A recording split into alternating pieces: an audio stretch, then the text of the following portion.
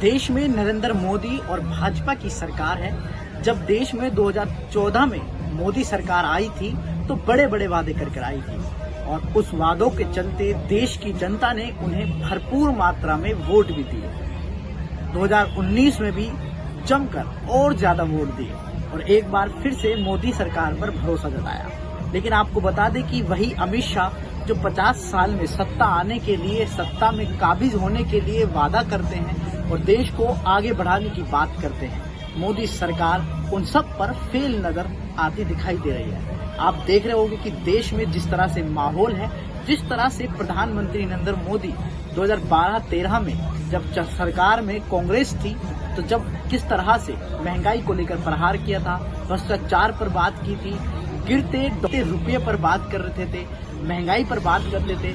लेकिन आज देश महंगाई से त्राहिम पड़ा है, महंगाई की मार झेल रहा है। वहीं रुपया लगातार गिर रहा है और जीडीपी लगातार डाउन चल रही है। आपको बता दें कि देश की मीडिया जिस तरह से मोदी सरकार को और मोदी को वाही करती है, उसी हिसाब से कांग्रेस और विपक्ष उनकी खामियों को गिनाने में अब लगातार परहेज नहीं कर रहे हैं। लगातार उन पर आपने कर्नाटक में देखा हुई कांग्रेस ने किस तरह से रणनीति के तहत उनके भ्रष्टाचार पर सवाल खड़े किए।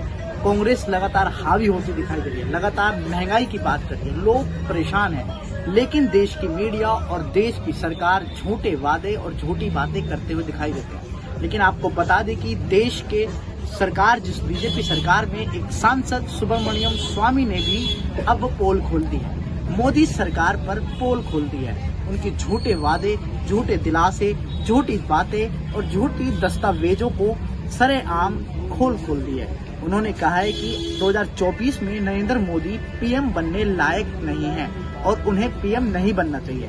आपको बता दें कि बीजेपी के सांसद सुब्रमण्यम स्वामी ने क्या कुछ कहा।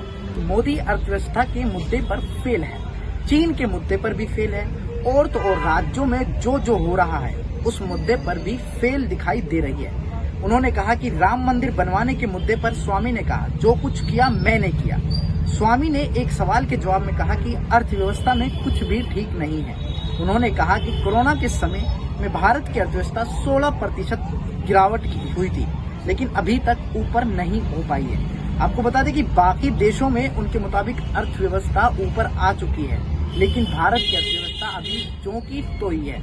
बता दें कि सुब्रमण्यम स्वामी के अलावा देश की जाने माने बॉलीवुड स्टार काजोल ने भी पिछले कुछ ही दिनों में कहा कि मीडिया पर एक बात करते हुए कि देश के अभी पढ़े लिखे नेताओं की जरूरत है। अभी देश में अनपढ़ नेता हैं, पढ़े लिखे नेता होंगे तो देश आगे बढ़ेगा। और इन पंक्तियों ने काजल की ने काफी सुर्खियां पकड़ी थी और देश में सोशल मीडिया पर लगातार ये वायरल हो रहा है। तो आपको बता दें कि वहीं दूसरी ओर कांग्रेस के पूर्व अध्यक्ष और कांग्रेस के नेता राहुल गांधी लगातार अपनी छवि बनाने में कामयाब हो रहे हैं। जिस तरह से 2014 से पहले मोदी सरकार आने से पहले मोदी की वाहवाही हुई थी, मोदी के गुजरात मॉडल की वाहवाही थी, उसी तरह से ठीक राहुल गांधी की अब वाहवाही हो रही है। सोशल मीडिया पर लगातार देश में माहौल बनता नजर दिखाई दे रहा है। राहुल गांधी फिलहाल टॉप पर चल रहे हैं। आपको बता दें कि लगातार दक्षिणी भारत में उनको पीएम के जब तेलंगाना गए तो राहुल गांधी को तेलंगाना की पब्लिक ने पीएम के नारे लगाए। तो आपको बता दें कि दक्षिण में राहुल गांधी की छवि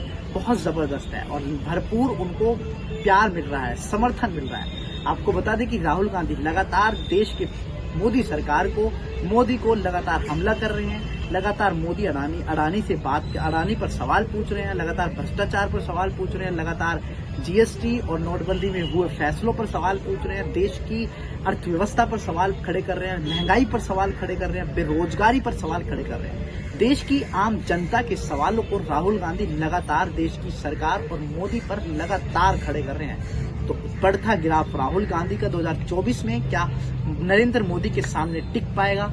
क्या राहुल गांधी दोबारा से कांग्रेस को ऊपर उठा पाएंगे या फिर मोदी सरकार दोबारा से क्या मोदी प्रधानमंत्री बनेंगे? जिस तरह से सुब्रमण्यम स्वामी ने कहा कि दोबारा प्रधानमंत्री नहीं बनना चाहिए, तो आपका इस मामले में क्या कहना है? हमें कमेंट करके जरूर बताएं और देखते रहें सियासी मैदान। धन्यवाद।